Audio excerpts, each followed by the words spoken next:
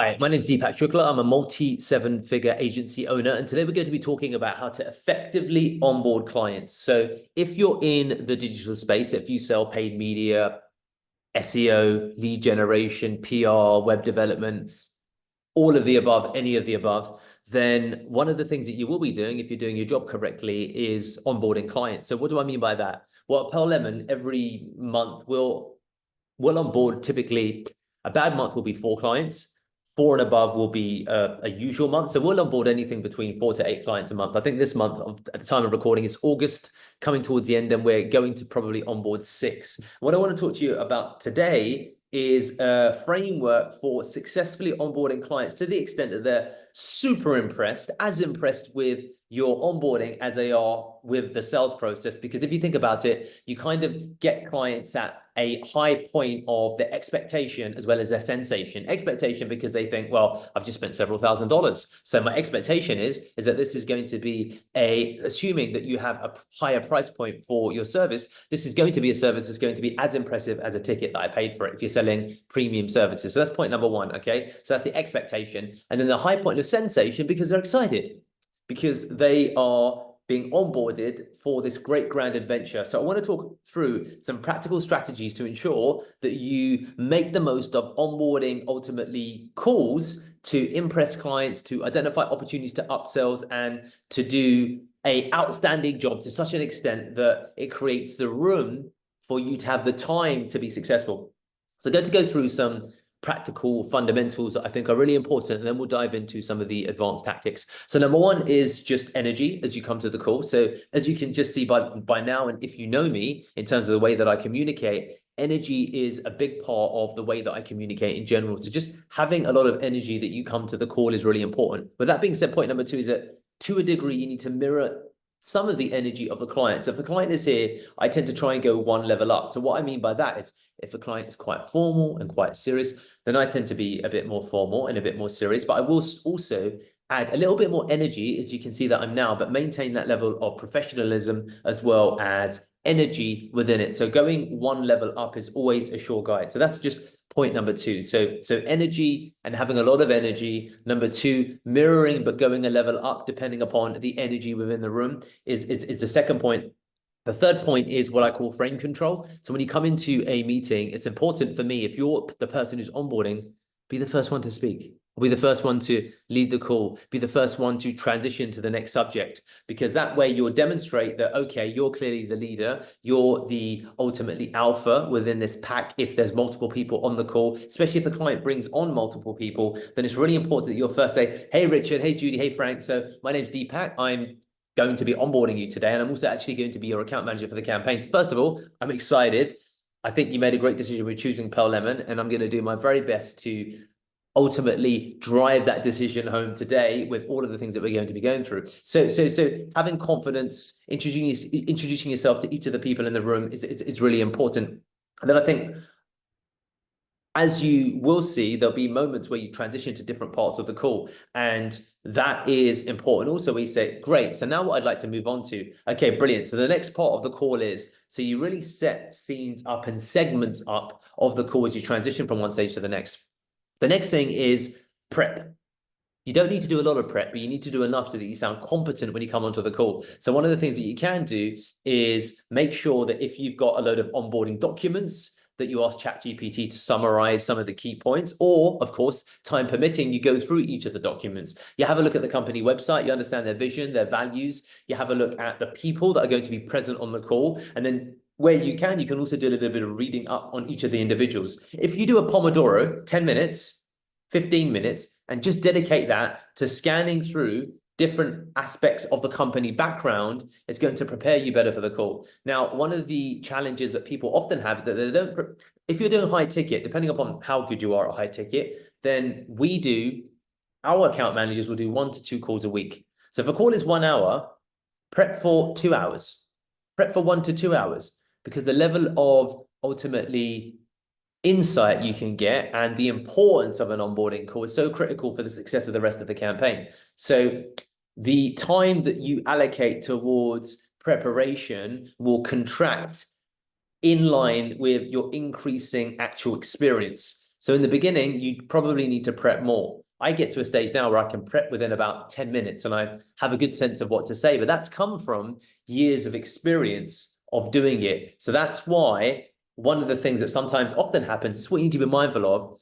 People talk about this concept of mirror the people that are doing it successfully, but people that are doing it successfully have already paid the price of the 10,000 hours. And it's not something that's immediately obvious when you watch someone perform. It's much like watching any professional athlete, musician, and when they make it look easy, doesn't mean that you therefore can replicate what they do, because there's so much time sitting beneath that and behind that. So that's where role play and prep comes into play. And you'll often find if some alarm bells are going off, if you're not doing role play, if you're not preparing for 2 times the amount of the actual time allocated towards a call, so 2 hours for every 1 hour actual onboarding call, then you're probably not doing enough preparation. And that's why these thoughts or things that you can recall and knowing what questions to ask fails you, because you're just trying to hold it all in your head. When instead you should be studying and treating it like a study session, saying, cool, these are all of the points about this individual, these are all of the points about this individual, these are all of the points about the company, and so on and so forth. And then you don't need to use 100% of your study cards,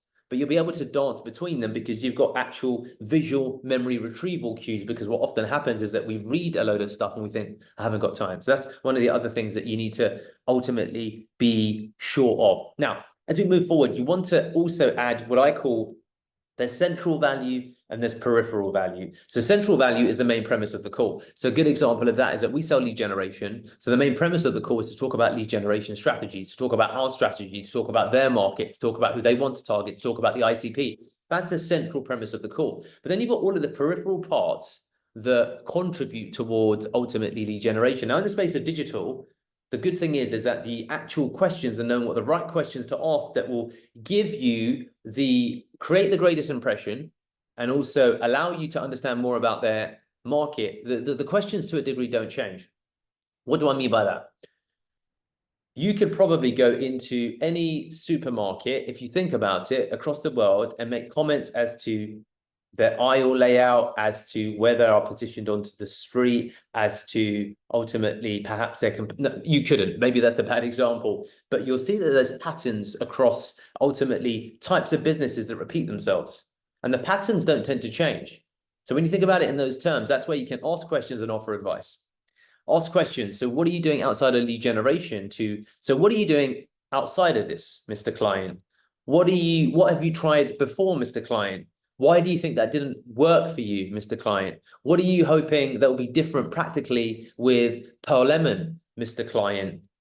So these could be, for example, classic questions that you could ask any client, and they're the right questions to ask, and those questions won't change. So have your stock set of what I would call peripherally important questions that you should bring to every call that you have.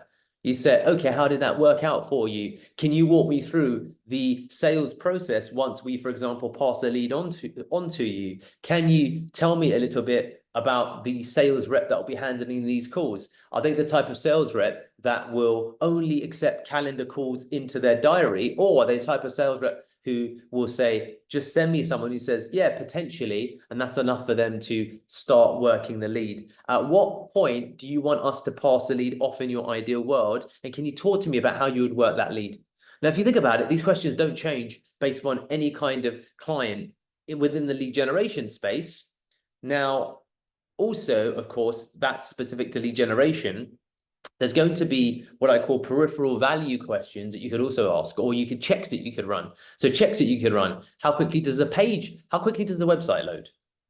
So, oh, by the way, I just noticed I checked on GT metrics and I also just ran a search myself. It took about 15 seconds for the page to load. So I think that if that can be something that can be sorted, here's a screenshot just for reference, that'd be amazing. Bucket number 1. Bucket number 2 could be, oh, I ran a Google search for your company, and I noticed that there's not many reviews, and the reviews that do exist are negative and they've not been replied to. That could be bucket number 2. Or I also noticed when I looked up the stakeholders within the company, you guys don't seem to have a presence on the web. So are you planning to do anything in regards to your LinkedIn profile, to your About Us page? Because these aspects form an important part of the actual conversion process. So Then you can also go ahead and look at their wider brand. And you could say, well, you know how big video is. I noticed that you don't really tend to produce anything on video. I had a look at YouTube. I had a look at your website, and I couldn't really find much. So is there a plan with that, or just wanted to get your thoughts on that? So as you can see, again, this is what I would call peripheral value, where you ask the right questions that aren't central to the topic of the call, but you can fundamentally ensure that you're adding value and driving value by opening their mindset to considering these other areas, as well as pointing out things to show that you've done your due diligence when it comes to these areas. And there's going to be broad buckets. There's reputation, which relates to reviews and how they appear on Google.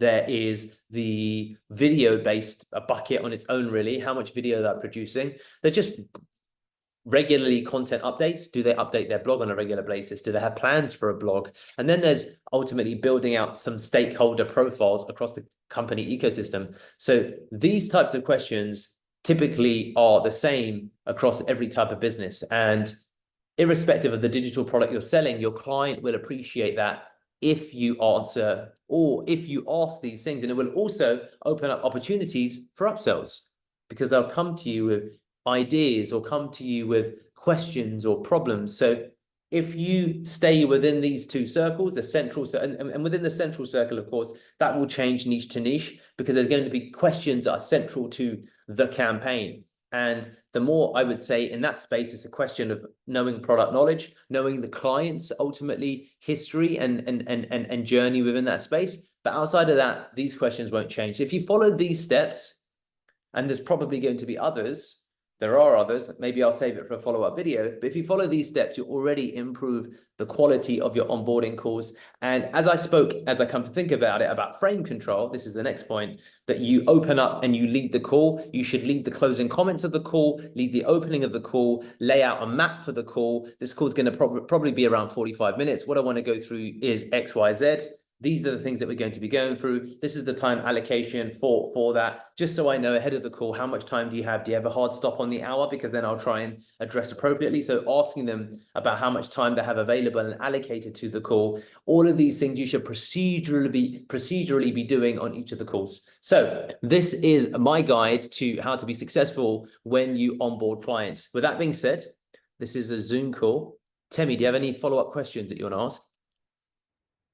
I think everything was explained well, but I think I need to digest this a bit, and then I'll come back to you with more questions. Okay, cool. All right, guys. So there you have it. Catch you next time.